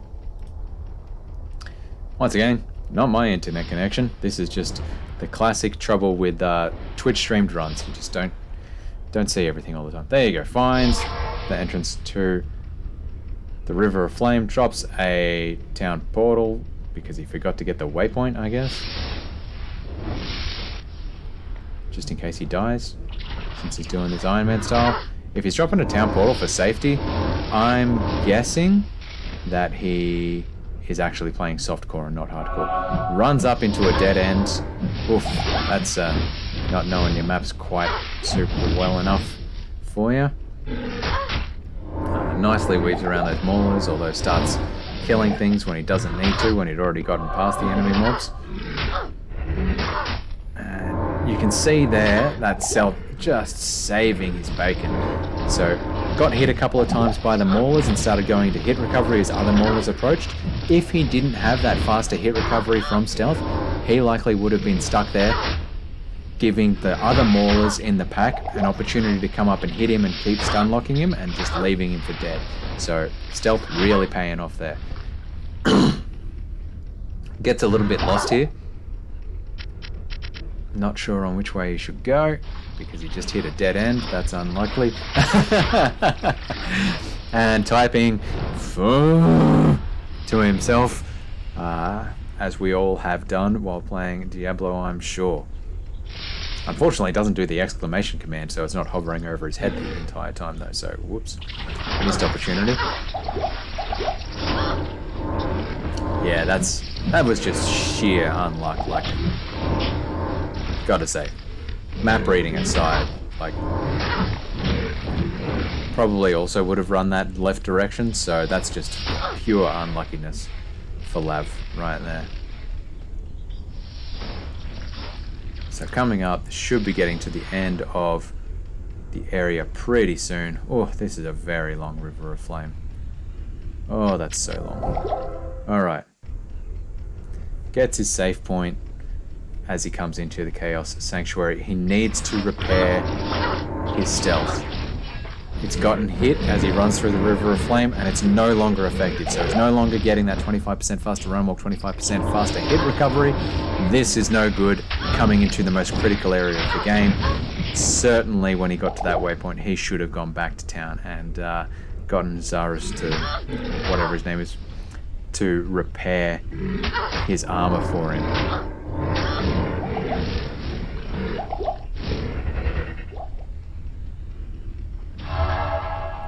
Picks up a shrine. Defense doesn't matter whatsoever, so I don't know why he bothered with that. Yeah, as soon as your character starts running in Diablo 2, your defense gets sent to 0, and having a defense shrine, well, I think it's set to 1. It's like, defense shrine doubles your defense, I think, and when you're such a low level, your defense is going to be, like, chance to hit by enemies is a factor of your level, or the level difference between characters, as well as attack rating, and he's so low level here that the defensive impacts of his gear is just going to be completely overwhelmed by the level difference. So getting a defense shrine was completely useless, not to mention the fact that he was coming into the Chaos Sanctuary with the Oblivion Knights who just curse you every 3 seconds and get rid of any shrine you get anyway. Now just doing his best to squeeze through these little offhand areas as best he can. Oh, that's unlucky. He didn't get through that Venom Lord early enough, so those other knights had a chance to walk up and block him even further. Fortunately, the assassin, she's just so strong. Can just rip through the enemies with that +3 to fire skills and the just innate power of Wake of Fire. Yeah. So he's playing it pretty safe here, just clearing out all the enemies. And the reason he's doing that is he needs to kill Grand Vizier of Chaos, and he's going to need a mercenary to help him do that, since Grand Vizier of Chaos is either immune or like 90% resistance to fire. So he's going to need to go get a mercenary, and mercenaries are actually pretty useless at staying alive, especially when it's going to be a low level, as he's going to have to buy here. So he'll go to, there you go, goes to Act 3 to grab a cold mercenary, presumably, to do damage there, to help him kill this boss monster who's pretty, yeah. There you go. Grabs the mercenary, runs back across town, and back to Act 4. Now he's got him. Now, the risky thing about this is if you ever take a town portal after you've spawned Grand Vizier of Chaos, Grand Vizier of Chaos is liable to just fly off the map and you cannot kill him. There you go. He's immune to fire. Entirely immune to fire. So he really needs the help of the mercenary here, while he's also throwing strangling gas potions. So yeah, kind of a risky maneuver, because you can brick your game and have to save and quit if you take a town portal back and have to rerun the chaos altogether. That has hurt many a speedrunner over the years, and myself. So now his mercenary is still alive. How long is he going to stay alive for? Do we reckon he'll make it to to Lord Desace? I don't, but you know. Oh, that is some nice playing it. So he's no longer playing it safe. You can tell he's not too concerned about clearing things out to keep his mercenary alive. He's just running past the enemies as best he can and optimizing for time. Nicely played. Yep, he's definitely going to finish his Chaos Sanctuary at level 21. A full level above where he needs to be in order to defeat the Ancients.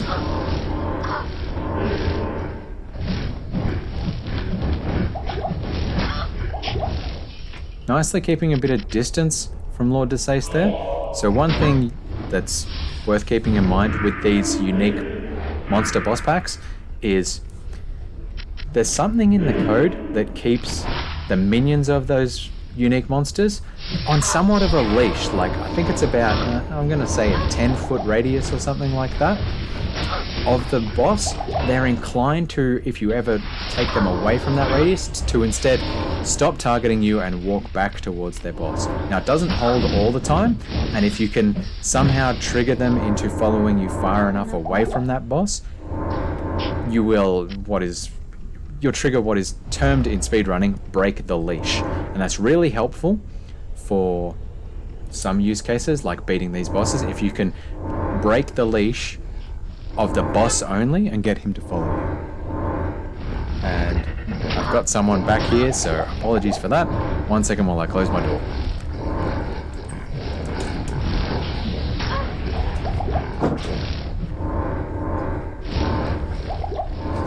Alright, we're back. Tangled myself up. Fun. Here we go. So, Infector of Souls is about... Ooh, you can see that lack of fire resistance just ripping through him with that Inferno from Infector. That's why you want to get fire resistance. That's why I was so surprised I got rid of that 7% fire resistance small charm earlier. Infector of Souls is about 70% resistant to fire.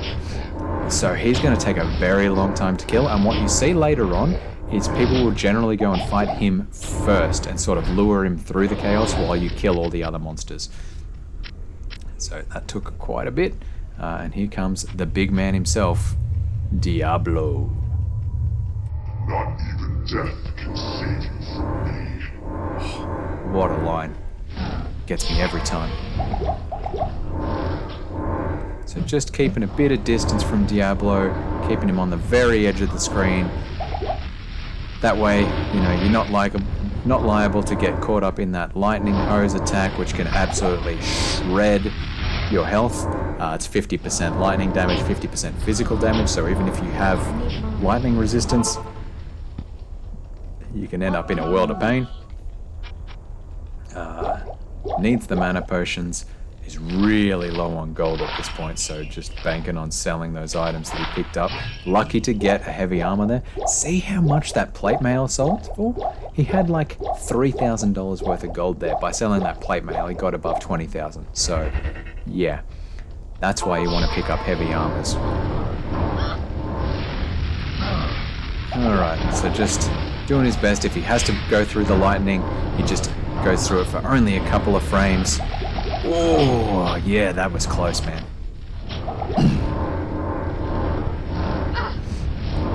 So just laying those traps down. Getting through Diablo fairly well, to be honest. Like, Diablo fight can take a long time on the assassin, and he's gone a slightly more heavy damage build on this. Like, he hasn't put that many points into Burst of Speed and put a heck of a lot into Wake of Fire.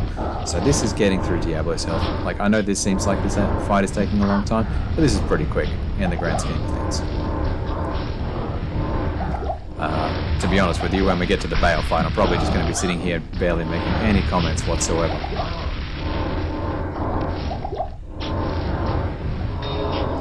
No! Oh, that Sacred Globe will be worth a bit of gold for him. That's going to save him. Doesn't pick up the Flawless Topaz. That's like 10 grand right there. Anyway. Ooh, and he's buying the expensive potions now. This gets me every time. Like, it's a thing that stays constant for the next few world records, now that I've already commentated them. So these potions are extremely expensive until you kill Shank the Overseer at the end of the first area of Act 5. If you don't kill him, they stay really expensive and it just burns through your gold. So by spending all his time buying potions from Mala instead of What's-Her-Face back in Act 4, that's going to make gold management pretty tough. Gets a little bit lost, just trying to weave through all the enemies here. At least he did repair his armor at some point there. I missed that. Maybe that was while I was fixing up the door, but definitely needed to do that. Gets the faster run walk benefit, because key to getting a quick Act 5 is just being able to navigate around enemies and having faster run walk, because It's basically all you're doing in this act. There's no point really killing enemies because you're going to only get about 5% effective experience. Most of the enemies here are at least level 30. So, because until level 25 there is diminishing experience for monsters above your level. If you killed any enemies here, yeah, the amount of experience you get from them would be greatly reduced and not worth his time really doing to try and, you know, potentially push up to level 22 or something like that. Basically, if you're playing through, you need to be level 25 for it to be worth your time really killing any enemies in Act 5, is the summary there. So now he's got level 20, he's just going to be running all the way straight to the Ancients and then straight to Baal to try and kill them at as low a level as he can, seemingly at level 22 after he gets the bonus level from the Ancients. So there you go.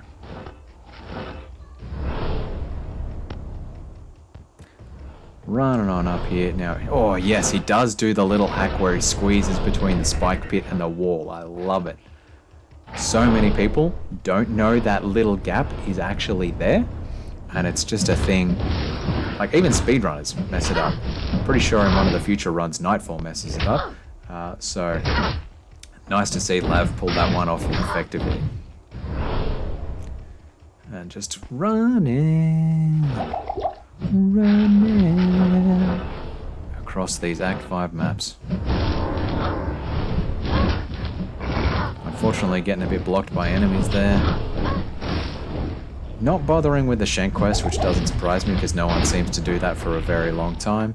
And again, not going to bother with the Save the Barbarians quest either. He's just going to leave them to rot because he doesn't need the Ancients pledge. In fact, I think, considering he's level 21, he technically could use that rune word, but since he's using a leaf staff, he can't hold a shield anyway, so getting the Ral or Tal is just not worth his time to go out of the way to just do that little bit of extra exploration on that map to go free the Barbarians.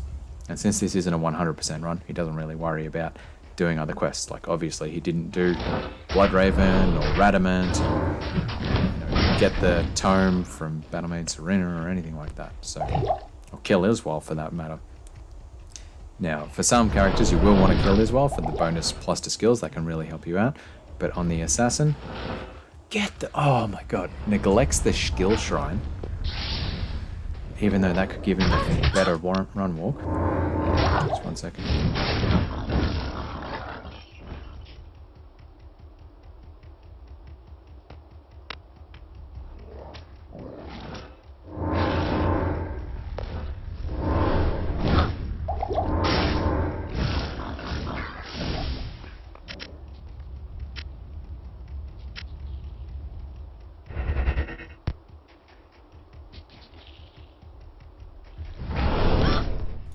I'll be back in 1 second.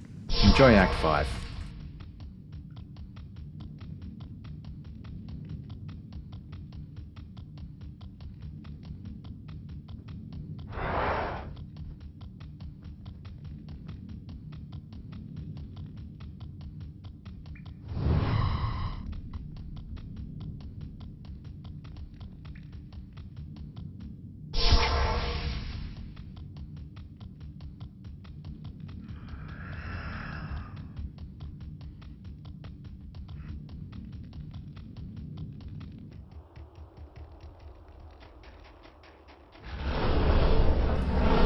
I'm going to have to explain all those maps to you again. And this is why I try to do these commentaries when I'm home alone. Anyway. So, key things to remember in the areas that we just went through is it is a left turn in both of those cave maps. It's not super obvious. I'll try and make it obvious for you, but all the cave maps, including the Ancients Way, so I will be able to show you that, are left turn maps.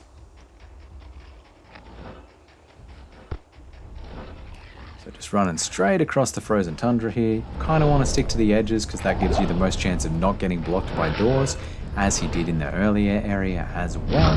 The only trouble with that is like there's a slight time loss due to having to run diagonally. Okay, so you can see here he's been forced out there to run that way, and it was a left turn. Wow, that was a fast map. It was the immediate left. That is the fastest Ancients way you can get. That is astonishing. Okay. Gets to the Ancients. Pre-lays traps, so they start immediately attacking them after he spawns.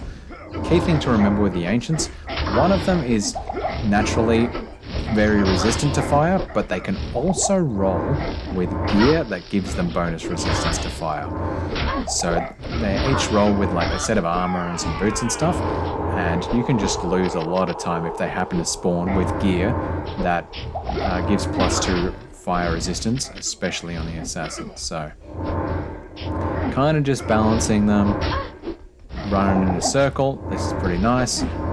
Not using the trick where you stand on the edge and just tank their hits, which is going to save him a bit of gold if he can effectively dodge, but it is risky because if you get caught by one of those whirlwinds, that can just be instant death. So, you know, definitely playing the faster way on this Ancients fight, that's for sure. Actually playing really well. So he's got to be happy with his time here.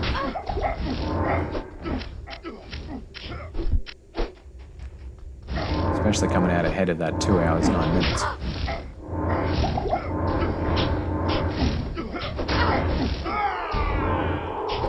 There we go. All in all, not a bad fight. I mean, by not doing the stand on the edge strat, it means he doesn't get to use his Fire Blast skill as much to hurt them, but again, at the same time, he's not having to tank hits, so he's not having to chew through healing potions or rejuvenation potions as much, and, you know, running risk to his gold and having to sell vital gear or go refarm more gear later on as he gets into fighting Bale. So it's a bit of give and take. Now, level 1 and level 3 of the Worldstone Keep, exactly similar to level 1 and level 3 of the Catacombs in Act 1. You just got to know what the tiles look like and try and figure out when you're coming into a dead end early. Now, you haven't full explored a dead end just back there, but here's the exit tile. It's got the nice red giveaway on it, so you can usually see them from pretty far away, which is pretty good. Does the good trick. I am so surprised to see that. As he came into level 2, he dropped a town portal. That's just in case he runs into the waypoint, because similar to Catacombs level 2, it's a right turn from the waypoint. But instead, he actually gets the exit first up. So even though he ran that anti-clockwise, it still worked out for him and found the exit before the waypoint. That's brilliant. Didn't even need to use that TP strat, but that was a very nice TP strat for him. Although I wonder now, because he dropped another TP as he came into Worldstone Keep 3, if that was his strategy for the right turn from the waypoint, or if he was just doing it as a safety TP. I suspect now it's actually just a safety TP. Long maps. But gets the exit. Ooh, okay. So it's a long map, but, you know, it wasn't a full explore, so that's alright. Coming into the Throne of Destruction. All in all, pretty solid times. For his 15th single segment run, no save and quits. Like, I challenge you to go out there, dear viewer, and beat this. A no save and quit run better than an hour 50 minutes. That's impressive, man. That's actually really impressive.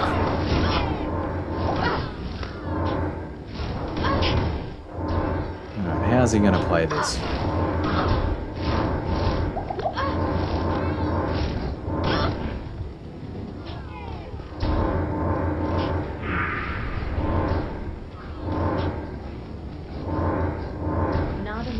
Just a mildly full throne room, but yeah, sells the. Oh, yep, just chewing through his gold now. Getting greater mana potions, which is just a waste of gold right now. He only needs the large mana potions. His mana base is not that big, and just chews through all his gold. He still needs a little bit more gold. Yeah, he's going to have to get runes to sell in order to be able to hire his mercenary, because, as I mentioned very early on in the game, the boss of the first wave of minions here that Bale spawns, Colenso the Annihilator is actually immune to fire. So exactly the same as Grand Vizier of Chaos, he's going to need that cold mercenary from Act 2. From Act 3. Similarly, you could get a physical mercenary from Act 2 to beat him, because his own fire traps are not going to do anything. Drops some strangling gas and walks up on Colenso. By being this close range to Colenso, the real benefit is Colenso starts physically attacking you instead of spending his time respawning the minions. So it's a good play. There you go. He picks up a bit of gear on the ground here, ready to sell, because he knows that he's so short on gold and he's going to need a lot of potions for the Bale fight. That's for darn sure. Alright. Yep. Desperately picking up everything he can. That defender's going to be good gold because it's an exceptional item. Here we go. Is he going to drag wave 3 or is he going to kill him? Seems to be dedicated to the kill. So we might see this on wave 5, we might not. If you get to this line here and you drag the enemies past it, they're as good as dead to Bale.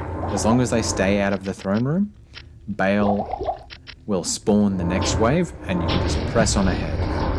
So it's killing. Yep, seems committed to doing the kill on wave 4.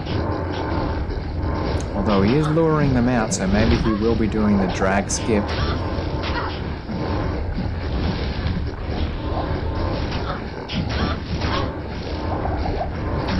No, he's not committed to just fully running away, so seems like he's just doing the... Yeah.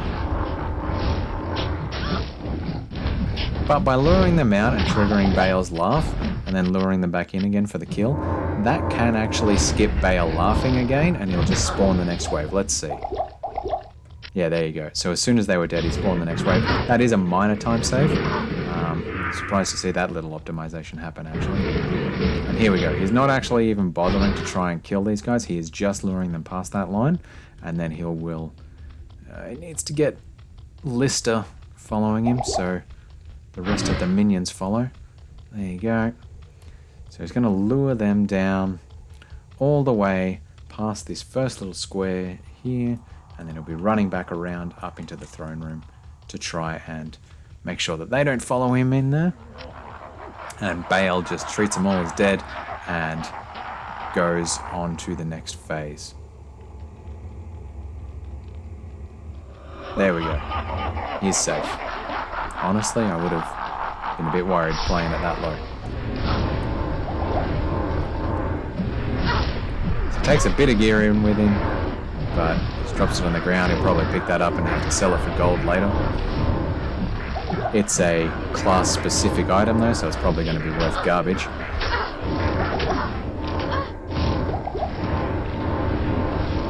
And this is just going to be one long fight. I guess this is only an hour 51 world record, so we're not in it for that long.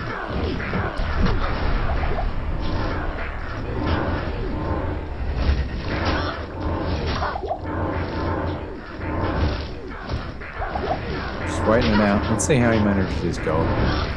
So yeah, at least he's managing his inventory and time well that way. Like slight optimizations, clearing out his Herodric Cube while he can. I mean, honestly, what he should just do is throw his Herodric Cube on the ground. He doesn't need it anymore.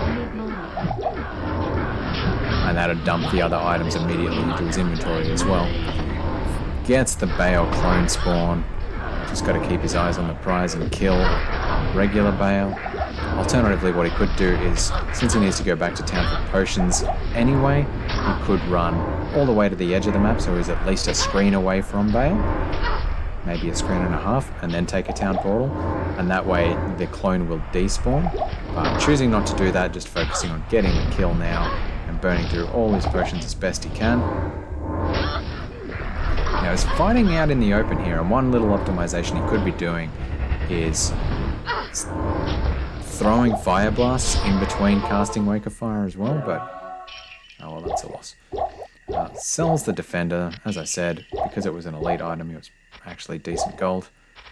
And yeah, now he's having to really delve into the banks and use light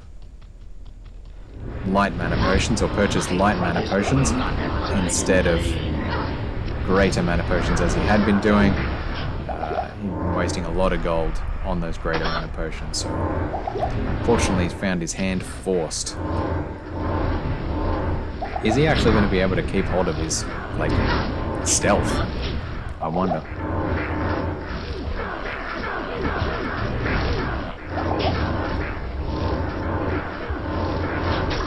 Alright, pushing through. He's going to be dead any second. He's actually going to get through this, I think, without having to buy more potions.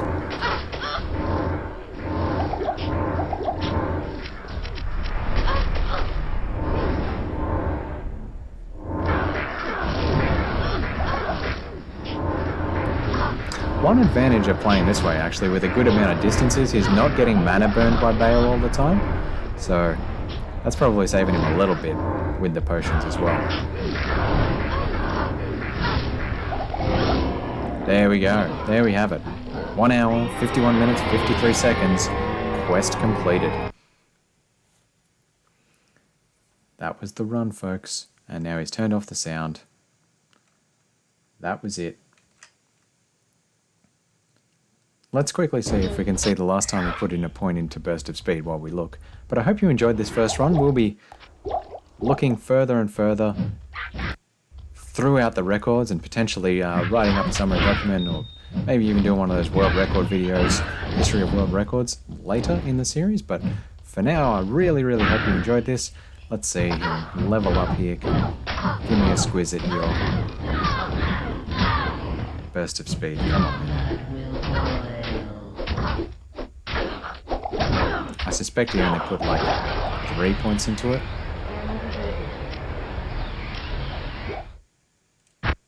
Oh no, he does save and quit, so it's not...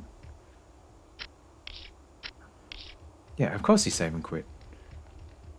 Yeah, okay. There we go. That was interesting. Alright. So that's it for today. We'll be back again soon with another installment in the series. Hope you enjoyed it. It's really enlightening to see what these histories look like and how the strategies evolved over time.